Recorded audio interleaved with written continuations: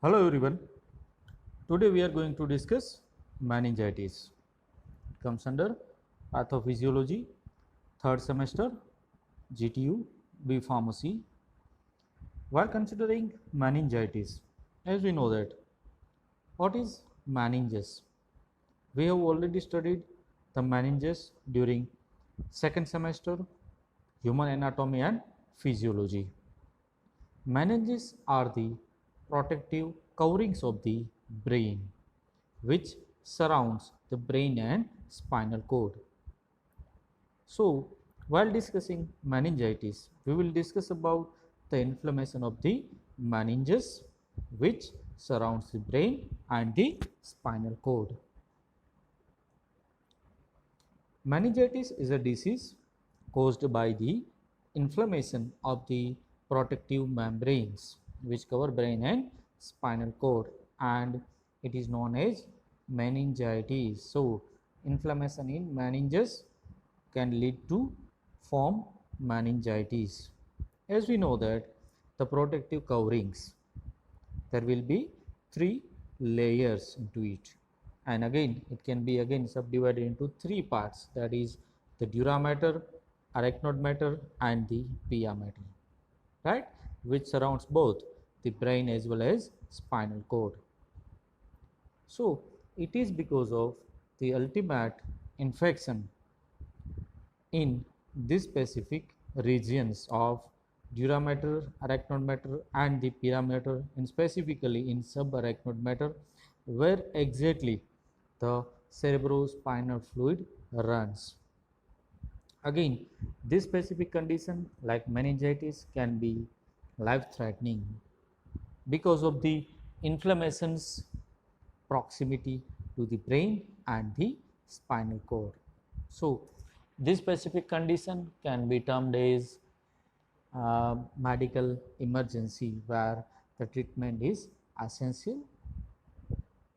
As you can see here in diagram, the meninges or the specific part is mentioned here, that is the segment from the brain. So we can see the very easily the differences between the normal meninges and in cases of meningitis. See here, in case of normal meninges, we can see or easily distinguish out these three layers, that is the dura mater, the most outer one, medial, that is the arachnoid, and the most inner one that may be directly in contact with the cerebral cortex, that is pia mater. So in second diagram on right side, we can see that that red color that involves the inflammation into that specific surrounding or the region due to the infection. So here, while considering meninges, one thing is clear that it is an kind of infection which causes inflammation leading to a life-threatening condition which may be again further needed medical emergency. While considering the symptoms for the viral and bacterial, actually we will discuss about the viral and bacterial meningitis, right? According to the cause, we can divide into viral, bacterial, protozoal or fungal meningitis, right? So according to the type of cause which is involved into the meningitis, we can further subdivide into these are all or the previously mentioned specific types of it. In this case, the common symptom in cases of central nervous system, it may lead to headache or the altered mental status. In cases of ears, that is the phonophobia can be seen. See, in cases of phonophobia is a kind of condition or the medical condition where person may have a what we can say like a allergy, or he or she may not be comfortable with certain sounds, like the door is closing or it is opening. While opening and the closing of door, certain kinds of noises may come. Might be the sound may comes from the any kind of the processes which can irritate the person, right? So this type of condition can be termed as phonophobia. In cases of eyes, person may have a difficulty with light, or person may be light sensitive. In that case, eyes cannot be even open, or it cannot accommodate the light. So that is the photophobia. Next, in cases of neck, stiffness can be felt. And systemic, we can consider high grade fever. In cases of trunk, mucous membranes and the extremities, in this case, those patches can be seen on the skin, involving the these are all the areas.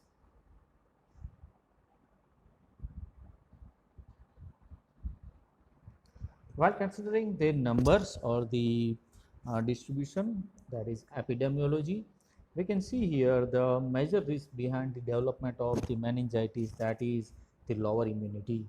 In many cases, person may have a lack of immunity, or the immune system may not be so much developed that he or she cannot retard or resist certain kinds of antigens, that may be from any kind of bacteria or viral or fungal or the protozoal, right?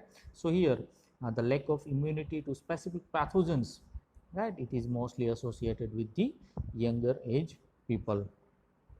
Certain additional risks we can consider, that is the recent colonization with the pathogenic bacteria, right? If a person may have already formed colonies inside the body, especially in cases of respiratory tract, it may be from the household, that is their surroundings, or from the daycare centers, or where exactly they used to work, right? Especially while considering the children, that is the daycare centers, where patient used to drop their children for their study or anything, right? So in many cases we can see that the major bacteria involved into it, that is the pneumococcal meningitis and the H influenza type B, or due to the crowding or the poverty, that may be an essential or the additional risk factors which can worsen the condition.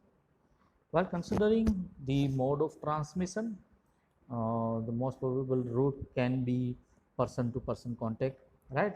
And especially in cases of respiratory droplets or their secretions, it may happen that person may be carrier with no kinds of symptoms, can be effective carrier, and can spread it through their respiratory tract secretions as well as through their droplets. While considering the cause, there are many causes, right? In this case, we can consider bacteria, viral, that is through the viruses. Next is due to the central kinds of fungus, that is the fungal. Next is the rickettsials, that is the Rocky Mountain spotted fever, due to the parasites or the protozoa, might be because of the physical injury due to during the any accident, or during surgery, or during major traumas, right? Next, we can consider even cancer, as well as certain drugs, like including NSAIDs, that is non-steroidal anti-inflammatory drugs. In these cases, always the illness depends on the cause, and again, it is important to know that the specific cause which may lead to have meningitis. While considering the first, that is the bacterial cause, in that the major one, that is the Neisseria meningitidis, right? In this case, I think in initial or the starting PPT, I told it as pneumonia. Actually, not pneumonia, it is Neisseria meningitidis, right? In this case, mostly the children may be affected with the age of 1 month to the 12 month, or up to the 1 month to the 1 year. In this case, the specific bacteria involved into it, that is Streptococcus pneumoniae, as well as Haemophilus influenza, that is H influenza, in that specific type B. There are certain again the less common pathogens, like Pseudomonas aeruginosa. Next is the Staphylococcus aureus. Next is Coagulus negative Staphylococci, Salmonella, and the Listeria monocytogenes, right? Even These are the pathogens which can lead to form or have meningitis. This one is the most important, that is the Neisseria meningitidis. Here you can see those round dots or those round projections. They are N meningitidis, and you can see that it will be available in groups, and you can see that they are attached in many conditions or in many sets. They are attached with the cilia. Actually the cilia, that is for we are discussing now it for the respiratory tract, where these cilia will be present and through which it enters into the body. Here, while considering the Neisseria meningitidis, they are basically gram-negative bacteria, and they are non-motile and non-sporing. They won't form any kind of spores, and they will be diplococcus, that is their number will be mostly 2. That's why, right, in couple, or we can say in pair, so it will be available, or it is named as diplococcus, and it contains specific antigens like antigen A, B, C, X, Y, and W135, right, and which causes further antigen antibody reactions. So ultimately they form the immune complexes, and it produces certain kinds of toxins, that is endotoxins, which are responsible for the circulatory collapse. While considering their incubation period, it may be ranging from 3 to 4 days of mean, with average of 2 to 10 days, right. So it may take almost 2 to 10 days to further produce kinds of symptoms. In that, next again in bacterial cause or the bacterial meningitis, that is the Streptococcus pneumoniae meningitis, that is pneumonia. And next one, that is the pneumococcal meningitis. So it is meningitis due to the Streptococcus as well as from the pneumococcal.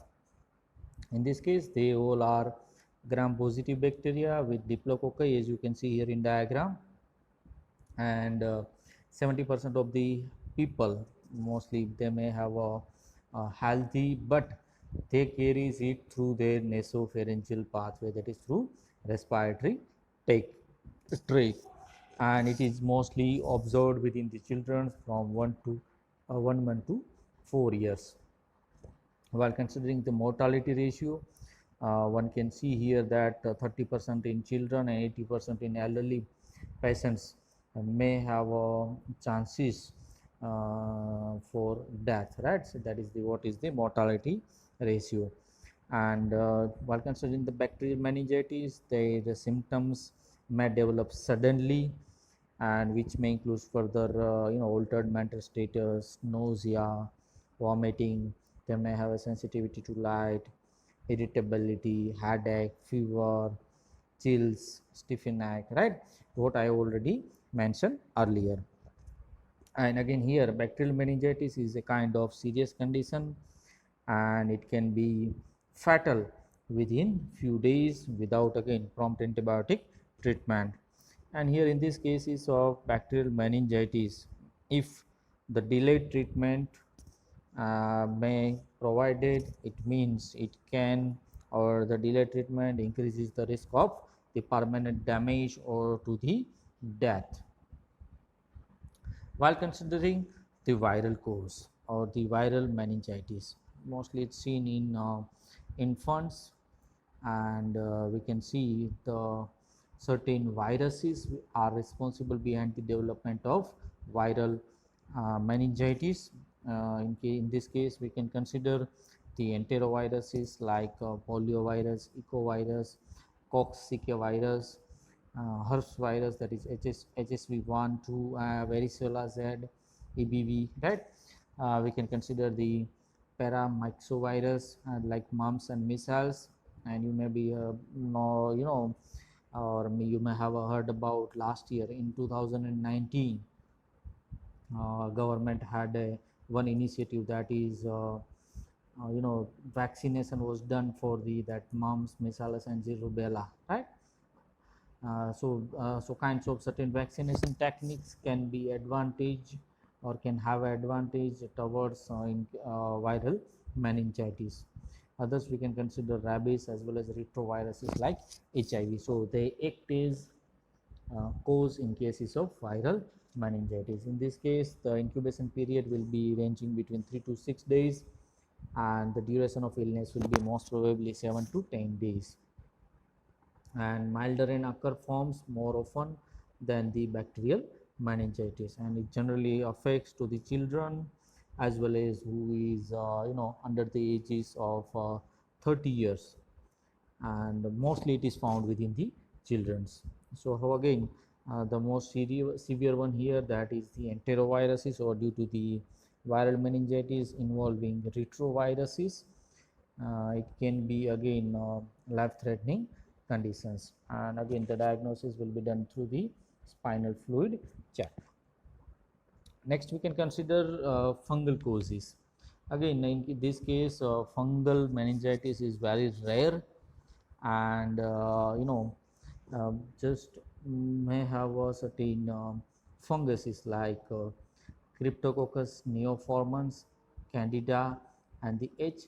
capsulatum are responsible behind the development of it. While considering the persons who is already suffering from AIDS and other kinds of immunodeficiency mechanisms with or we can say that immunosuppression. So these are all the conditions where person are more prone to develop fungal meningitis.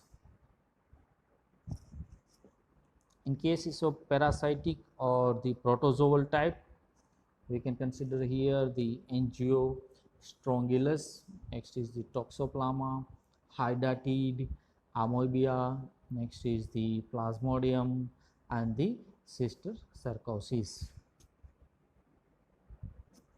Okay, the most part or the most important one, that is pathogenesis. See, while considering the pathogenesis, one thing is sure that it enters through the respiratory tract. Next, it mostly invade, or their invasion may be from the hematogenous substances. So here bacterial meningitis most commonly results from the hematogenous dissemination of the microorganisms from a distant site of infection. See here, starting with the respiratory tract. Once it enters into the respiratory tract, next is it may move to the lungs. Next, from there it may enter into the blood.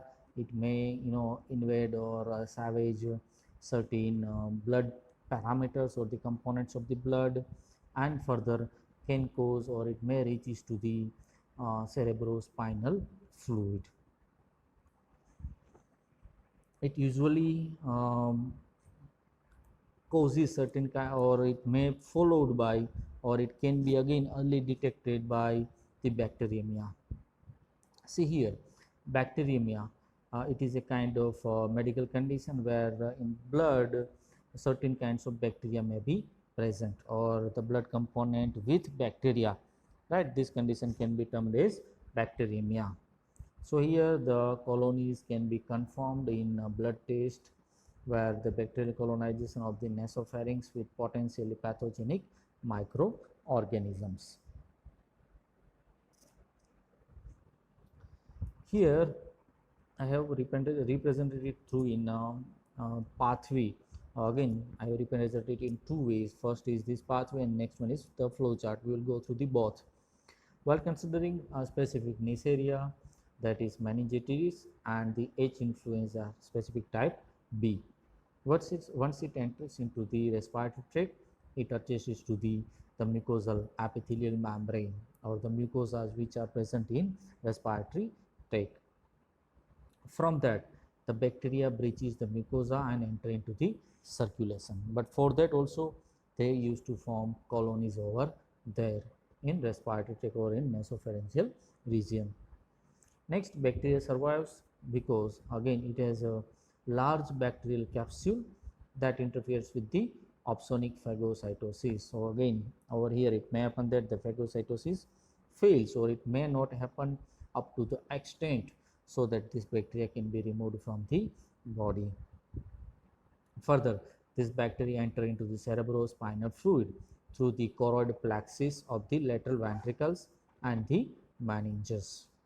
Next, it may get circulated into the cerebrospinal fluid and into the subarachnoid plexus. See, we have already studied these arachnoid plexus, right? And those ventricles and the cerebrospinal fluid during second semester.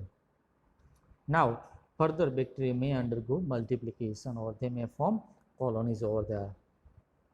With this colony or the multiplication, certain kinds of, we can see that the gathering of the WBC cells may occur within the specified regions or the areas of brain, where we can see the local inflammatory responses with the presence of polymorphonuclear cells, that is PMNK cells. And this polymorphonuclear cells infiltration shows or further causes inflammation. Here one more component, that is the LPS, that is lipopolysaccharides or the endotoxins.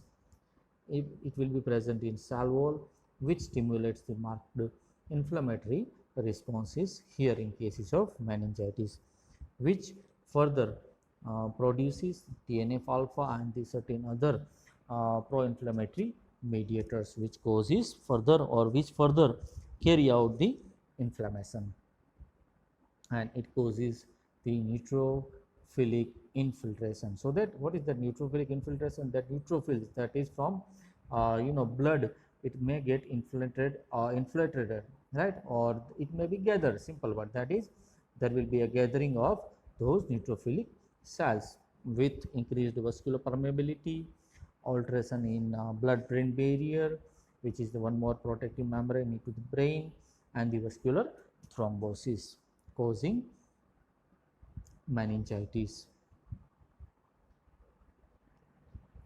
Here we have seen that the nasopharyngeal colonization starts with the nasopharyngeal region.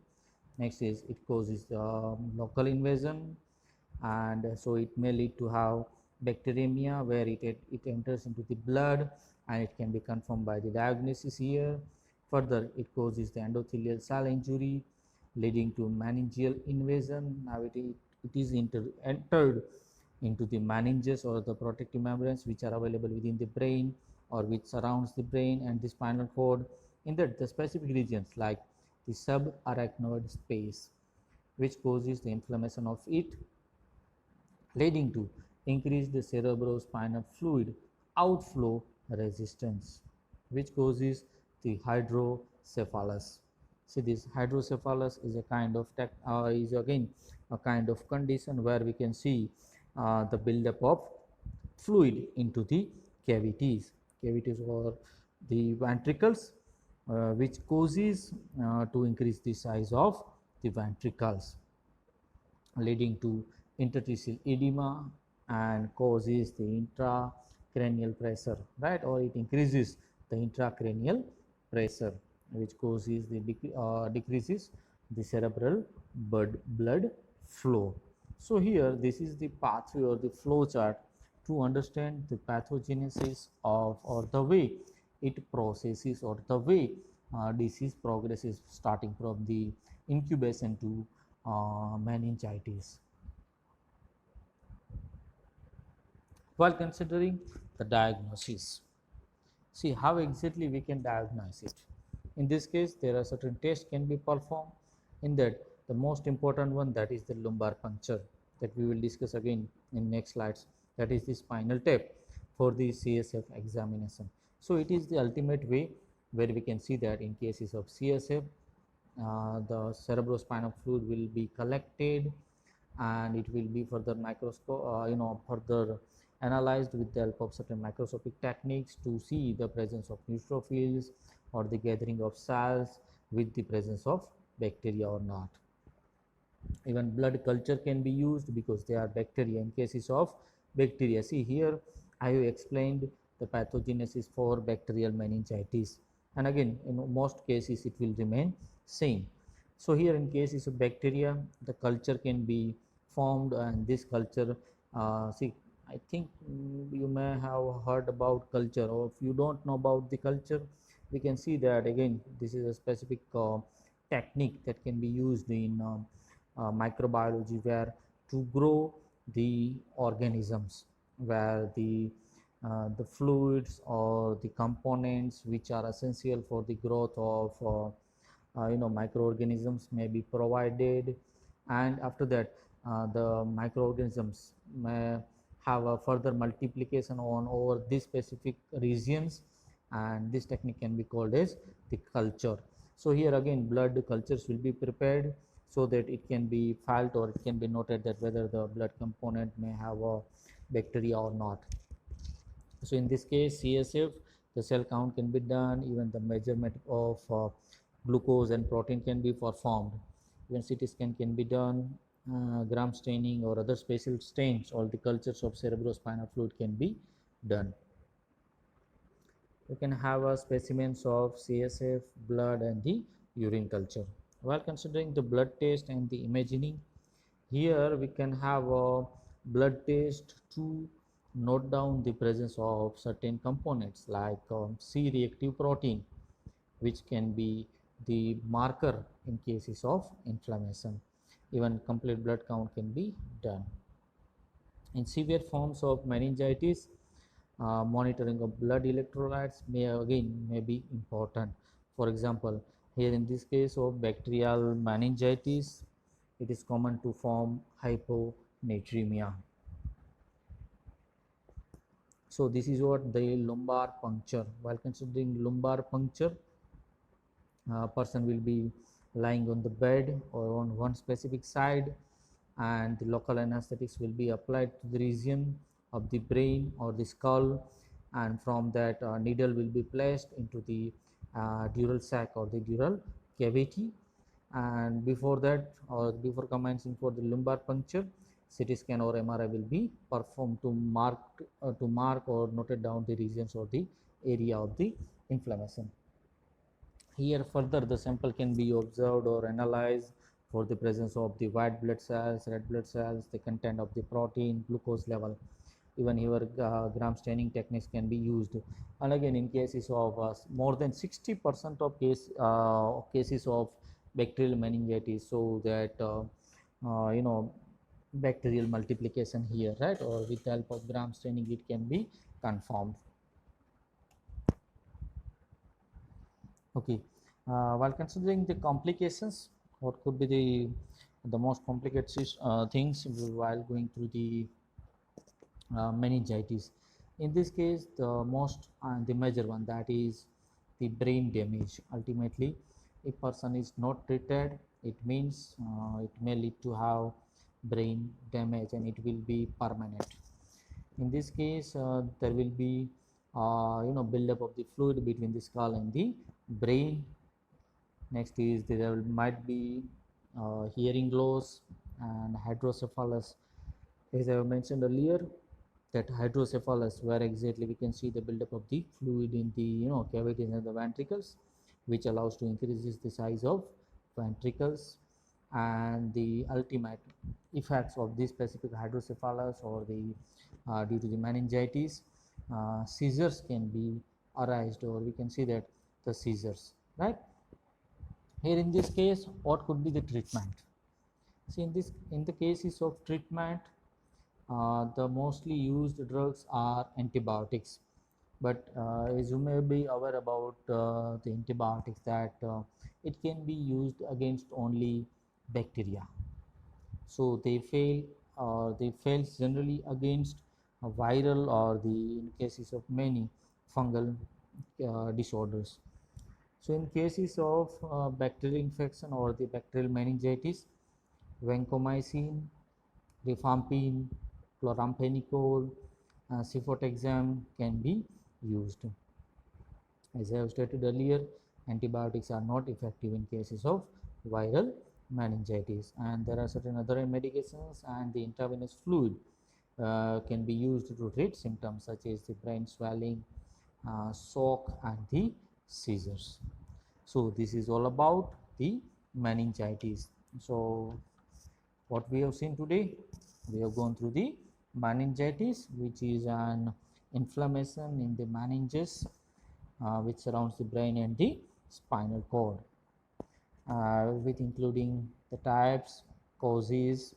In cases of type, according to the cause, we can divide into the bacterial meningitis, viral meningitis, fungal meningitis, and the parasitic meningitis, with discussion on pathogenesis and the treatment options available for uh, meningitis. So this is all about meningitis. Thank you very much.